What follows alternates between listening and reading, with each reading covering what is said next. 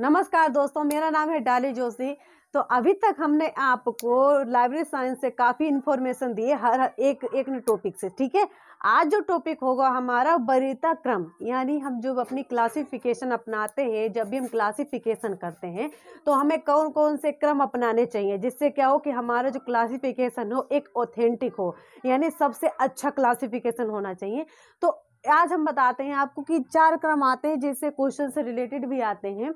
कि मान लीजिए उन्होंने पूछ दिया कि चित्र दीवार सिद्धांत क्या है, या उन्होंने पूछ दिया गाय पचड़ा सिद्धांत क्या है, क्योंकि एग्जाम में आने वाले क्वेश्चंस हैं। ठीक है, या पूर्ण अंग सिद्धांत पूछ दिया, या हमारा कार्य क्रिया सिद्धांत पूछ दिया।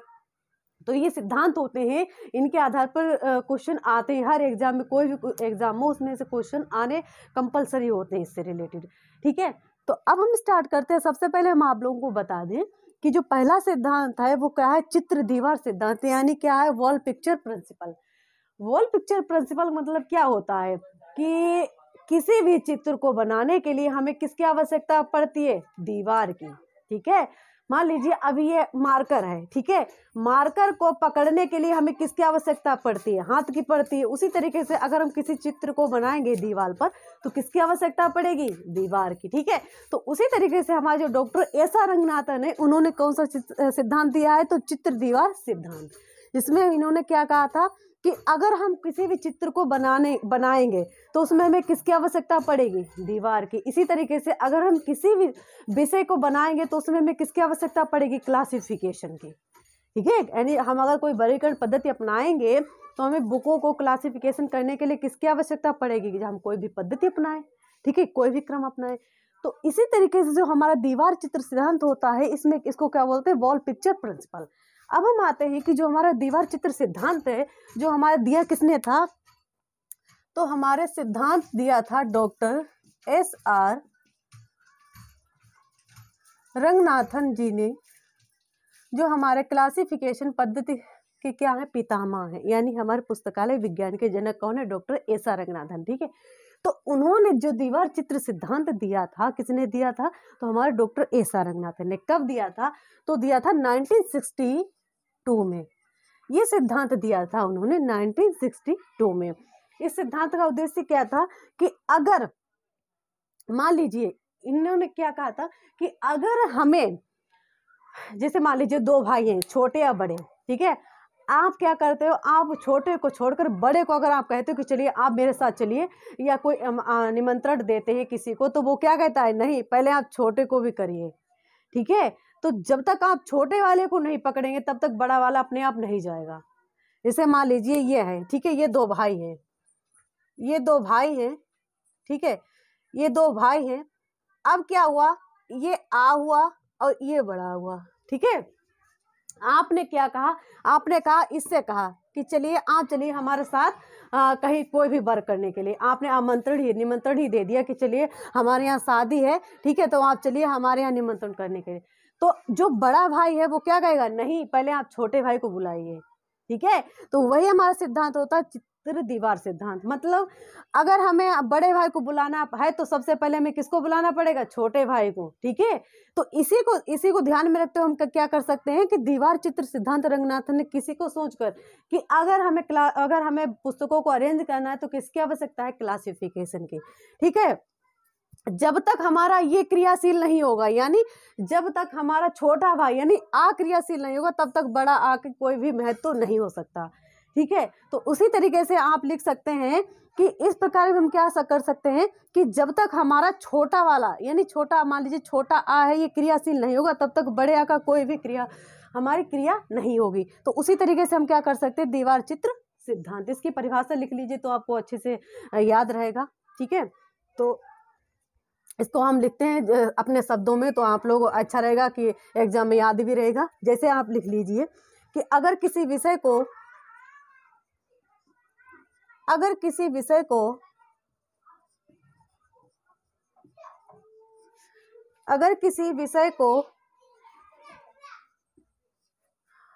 क्लासिफिकेशन करने से पहले, अगर किसी विषय को, या ऐसे लिख सकते हैं आप कि किसी भी विषय की कल्पना करने से पहले, यानी अगर हम क्या करते हैं, जैसे हमें कोई विषय बनाना होता है तो हम क्या कर सकते हैं कि हमें पहले किसकी आवश्यकता होती है, दीवार की। ठीक है, तो अगर हमें अगर हम कोई चित्र बनाते हैं तो किसकी आवश्यकता होती है, दीवार की। तो किसी भी चित्र की कल्पना करने से पहले, यानी किसी भी विषय या चित्र आप लिख सकते हैं तो आपको ज़्यादा अच्छे से रहेगा। यानी किसी भी विषय की कल्पना करने से पहले, किसी भी विषय की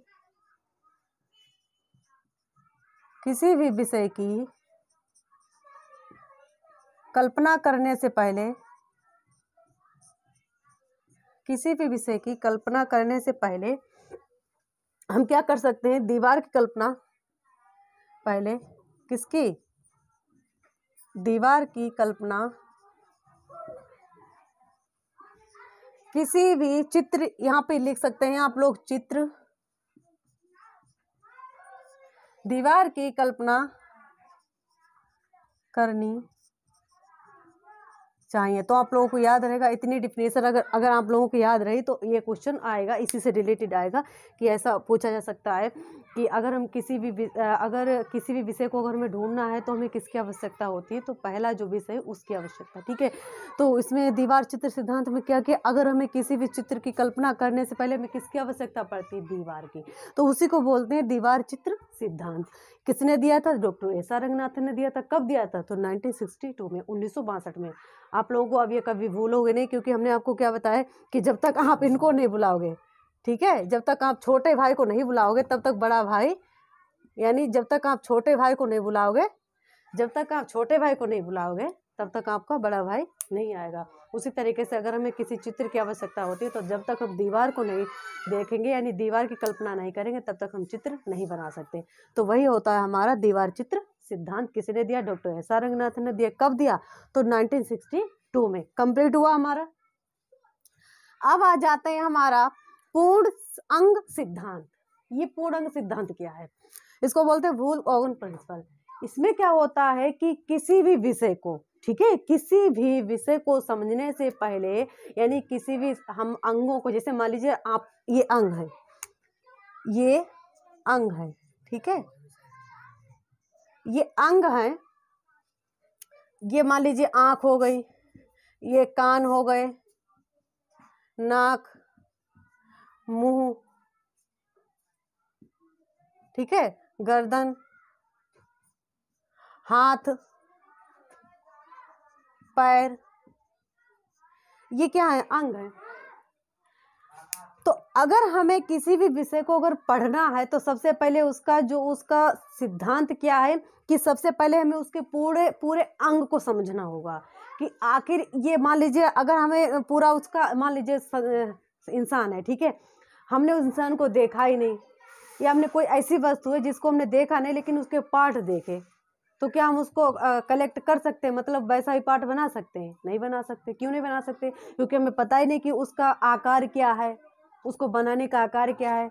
मान लीजिए उसके उपकरण है बनाने के, कि ये उपकरण लग जाएंगे और ये उपकरण बन जाएगा, मतलब ये डिवाइस बन जाएगी, लेकिन हमारे पास वो है ही नहीं, जो हमने कभी देखा ही नहीं वो उपकरण, कि जो डिवाइस की मतलब हम वैसा उपकरण बनाकर तैयार कर सके। जैसे मान लीजिए हमारा ये क्या मार्कर है, अब मार्कर मेरे पास स्याही भी है, हमारे पास ऊपर का खोल भी है, अब हमें पता ही नहीं कि मार्कर होता कैसा है, हमने देखा ही नहीं, तो क्या हम पता ही नहीं कि स्याही कैसे इसमें डाली जाएगी, ये कैसे चलाया जाएगा, हमें नहीं पता। तो सबसे पहले हमें क्या पता होना चाहिए, उसका आकार पता होना चाहिए, ठीक है। तो सबसे पहले हमें उसका आकार पता होना चाहिए, तभी हम उसको क्या कर सकते हैं, हम उसको बना सकते हैं।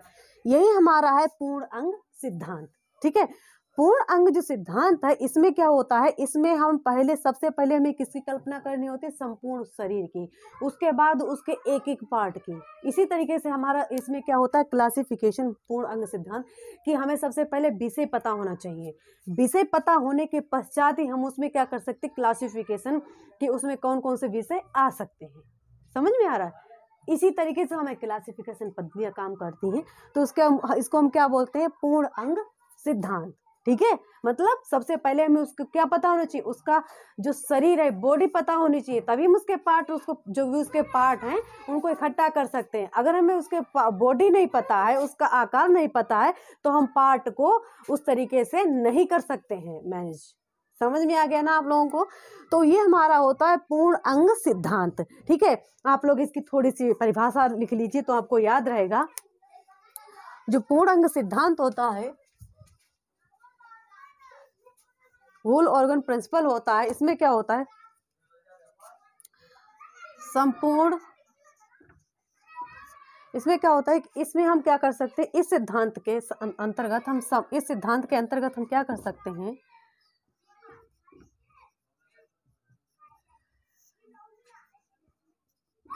इस सिद्धांत में हम संपूर्ण शरीर,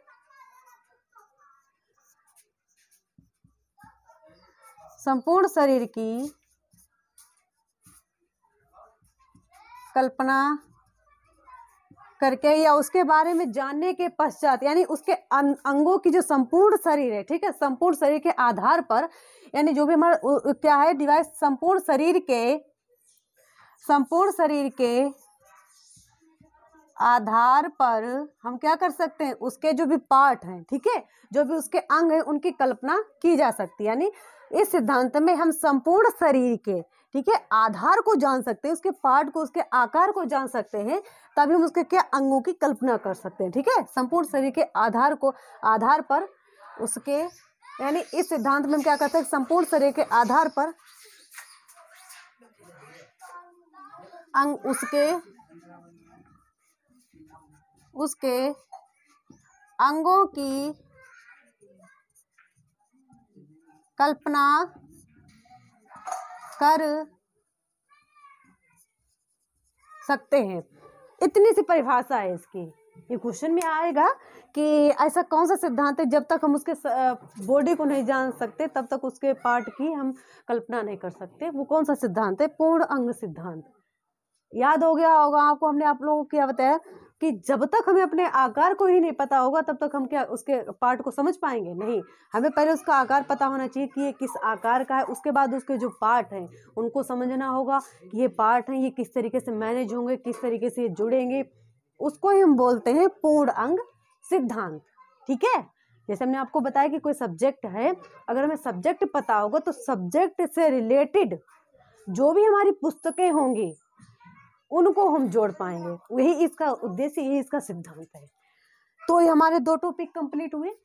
तीसरा आता है हमारा गाय बछड़ा सिद्धांत। इसका उद्देश्य क्या है, जो गाय बछड़ा सिद्धांत है, ये सिद्धांत क्या है, जैसे गाय है, ठीक है, वैसे ही है अलग अलग, लेकिन एक के बिना दूसरा नहीं रह सकता। ठीक है अलग ही। जो गाय है, बछड़ा है, गाय क्या है, एक माता है, बछड़ा क्या है, उसका पुत्र है, ठीक है, पुत्र या उसका जो भी बच्चा है, तो क्या है, ये है तो अलग, लेकिन क्या, जहां गाय जाएगी वही उसका बछड़ा जाएगा। समझ में आ रहा है। तो गाय बछड़ा सिद्धांत का मतलब क्या होता है कि इनको हम अलग नहीं कर सकते। अगर कोई ऐसे विषय हैं जिनसे क्या हो, रिलेटेड हो, उनका है तो वो अलग अलग, लेकिन क्या है, जहां वो एक जो मेन सब्जेक्ट जाएगा वहीं पर और सब्जेक्ट जाएंगे, उसको ही बोलते हैं हम गाय बछड़ा सिद्धांत। मतलब हम इनको अलग नहीं कर सकते। ऐसे विषय जिनको हम अलग ना कर सकें उनको क्या बोलते हैं, गाय बछड़ा सिद्धांत, काउकर प्रिंसिपल। ठीक है, तो हमने आप लोगों को क्या बताया कि अगर हम गाय और बछड़ा, यानी अगर हम गाय को लेकर जाएंगे, आपने देखा होगा ऐसे प्रैक्टिकली, आप लोग समझ लीजिए, कभी आप गए होंगे तो गाय का बछड़ा है, ठीक है, अगर आप गाय को अगर कहीं लेकर जाते तो बछड़ा अपने आप पीछे पीछे चलता है। अगर आप बछड़े को लेकर जाते हैं तो गाय अपने आप पीछे पीछे चलती है। तो उसको क्या बोलते हैं, गाय बछड़ा सिद्धांत। मतलब इनको, बछड़ा भी आगे चलकर जानवर ही होगा, आगे चलकर वो अलग हो, लेकिन क्या वो अलग है, नहीं है, उनको हम अलग नहीं कर सकते। ठीक है, तो गाय बछड़ा सिद्धांत क्या है, इस विषय पक्ष को आपस में अलग नहीं, इसको हम परिभाषा लिखते हैं तो आप लोगों को थोड़ा याद रहेगा। इसमें क्या है, परिभाषा में क्या है, इसमें हम क्या कर सकते हैं, इस विषय के पक्ष को आपस में अलग, इस विषय पक्ष को आपस में अलग नहीं किया जा सकता। ठीक है, ये जो हमारे विषय है इनको, जबकि है क्या, अलग अलग पक्ष है, जबकि क्या है, जबकि ये क्या है, अलग अलग क्या है, पक्ष हैं। बट फिर भी हम इनको अलग नहीं कर सकते। ऐसे विषय जिनको अलग ना किया जा सके उसको क्या बोलते हैं, गाय बछड़ा प्रिंसिपल। समझ में आ गया ना आप लोगों को ये 3 टॉपिक। चौथा आता है हमारा कार्य एवं क्रिया कार्यकर्ता सिद्धांत। ये सिद्धांत का मतलब क्या होता है, आप कभी कोई सवाल लगाते हैं, सवाल का जो भी आप मान लीजिए कोई नया पार्ट आप खोलते तो उसमें लिखा होता है, मान लीजिए कोई पार्ट एक क्लासिफिकेशन लिखा है, ठीक है, क्लासिफिकेशन लिखा है, वर्गीकरण लिखा है, और आपने शुरुआत में ही बिलीव किया है, आपको नहीं पता है कि क्लासिफिकेशन क्या है। अब आपको क्या ये डर लग रहा है कि अरे क्लासिफिकेशन क्या है, कैसे ये पढ़ा जाएगा। आपने किया क्या, आपने पहला पार्ट छोड़ दिया, ठीक है, क्लासिफिकेशन का जो पहला पेज है उसको छोड़ दिया, सेकेंड यानी बी और सी पेज, बी और सी पेज को पढ़ा, देखा कि उसमें क्या रूल्स हैं, उसमें क्या रूल्स हैं, क्या रेगुलेशन है, किस तरीके से ये क्लासिफिकेशन पद्धतियाँ बनती हैं, ठीक है। और फिर क्लासिफिकेशन पद्धतियाँ फिर आपने उनमें उनको प्रैक्टिस किया कि अच्छा ये ऐसे बनेगी, ये ऐसे बनेगी। जो फोर्थ मतलब डी वाला पार्ट है उसमें उदाहरण लिखे हुए, मतलब एग्जाम्पल लिखे हुए, तो आपने उसको चेक किया कि हाँ ये हमारा सही आंसर है, हाँ ये सही आंसर, ये सही आंसर। फिर आप क्या करते हैं, फिर आप वही पार्ट जो उसका फर्स्ट पार्ट होता है जिसमें लिखा होता है क्लासिफिकेशन वर्गीकरण, आप जाते हैं, आप देखते ही अब तो इसमें डर ही नहीं लगता। क्यों नहीं लगता, क्योंकि आपने क्या किया, आपने बी सी का पार्ट देखने के पश्चात जब डी को पढ़ा, डी का देखने के पश्चात आपने ए को आधार बनाया, यानी ए को आधार बनाया, उसको ही हम बोलते हैं कार्य क्रिया कर्ता उपकरण सिद्धांत। समझ में आया, मतलब कोई हमने आपको फिर से आप लोगों को रिवाइज करते हैं, जैसे कोई बुक है, ठीक है, कोई भी न्यू बुक है, तो हमने आपको क्या बताया कि जब मान लीजिए हमने क्लासिफिकेशन का टॉपिक आप पढ़ रहे हैं, आपने कभी पढ़ा ही नहीं क्लासिफिकेशन पर, तो जो फर्स्ट में उसका जो चैप्टर लिखा है उसमें लिखा है क्लासिफिकेशन, आपने क्या किया, वो क्लासिफिकेशन का जो फर्स्ट पार्ट है उसको हटाने के पश्चात जो सेकेंड पार्ट आता है बी सेक्शन, उसको पढ़ा, उसके रूल्स पढ़े, ठीक है, सी का पढ़ा कि हाँ ठीक है इसको इस तरीके से हम मैनेज कर सकते हैं, इसको ऐसे किया जाएगा। फिर उसके बाद आपने डी को देखा, डी में उसके उदाहरण दिखे थे, चेक किया कि हाँ ये हमारे सही आंसर हैं। उसके बाद आप वापस कहाँ गए, ए में, आपने कहा ठीक है अब देखिए कैसे हमें कठिन लगता है, अब तुम इसको पूरा कर सकते हैं, ठीक है। तो इसी को बोलते हैं हम कार्य क्रिया कर्ता उपकरण सिद्धांत। समझ में आ रहा है, कुछ ऐसे विषय जिनको पहले तो आपको कठिन लगेंगे, आपको नहीं समझ में आएगा, लेकिन उनके जो अंदर आप जब घुसेंगे, उसको पढ़ेंगे, उसको मैनेज करेंगे, उसको क्लासीफाई करेंगे, उसके बाद जब आप फर्स्ट पार्ट पे जाएंगे, उस सब्जेक्ट को देखेंगे, तब आपको लगेगा कि हाँ यह है कुछ, ठीक है, उस विषय को जानेंगे। वही हमारा है कार्य क्रिया उपकरण सिद्धांत। इसकी परिभाषा लिख देते हैं तो आप लोगों को याद रहेगा, ठीक है। जैसे इसकी परिभाषा क्या है, आप लोग ये परिभाषा याद कर लेना, आपका क्वेश्चन गलत नहीं होगा, ठीक है। ये सिद्धांत कार्य क्या करता है, ये सिद्धांत क्या करता है, ये सिद्धांत कार्य क्रिया एवं कर्ता की तरह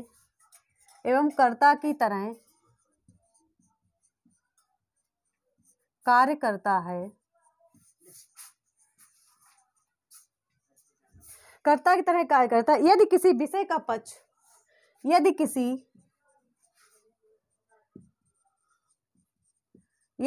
विषय का पक्ष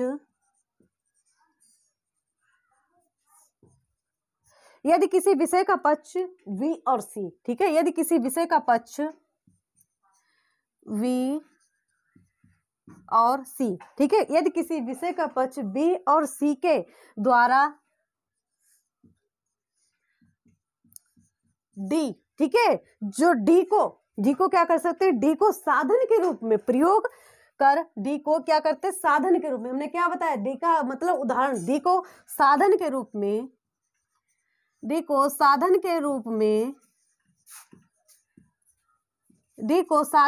में प्रयोग करते हैं, यानी D को साधन के रूप में क्या कर सकते हैं, प्रयोग करते हैं, उसको हम क्या बोलते हैं, D को साधन के रूप में प्रयोग, ठीक है, कर पक्ष A, ठीक है, पक्ष A पर क्रिया करते हैं, यानी D को साधन के रूप में प्रयोग कर पक्ष A पर क्रिया करते हैं, यानी D को साधन के रूप में प्रयोग कर पक्ष A पर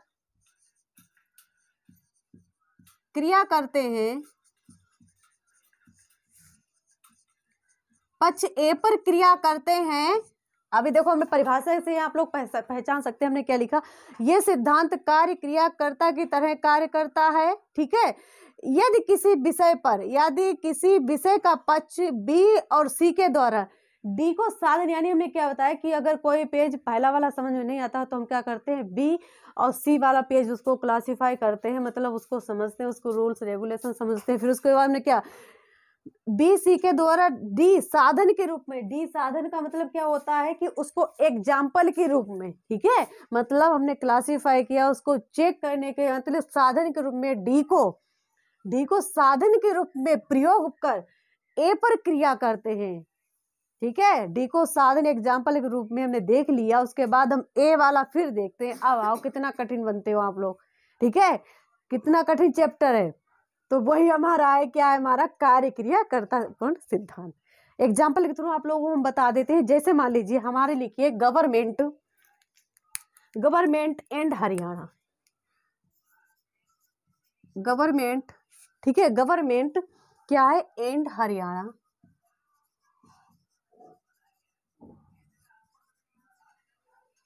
या इंडिया लिखते हैं, गवर्नमेंट ऑफ इंडिया, ठीक है, गवर्नमेंट एंड इंडिया।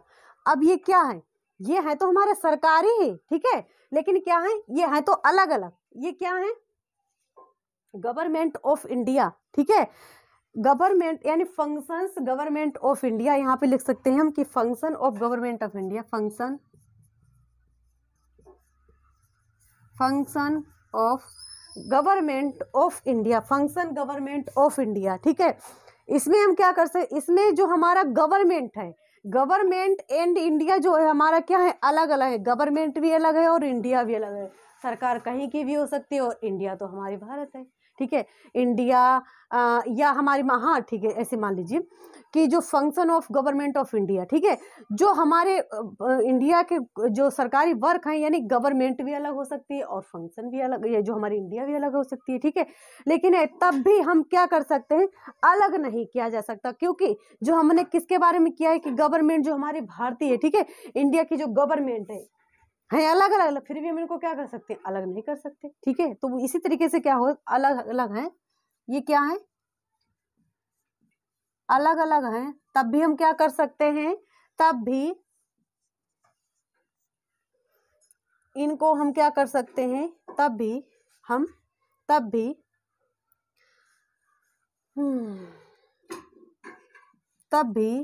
इसको अलग नहीं कर सकते, अलग नहीं कर सकते, ठीक है। तो आज का जो टॉपिक है हमारा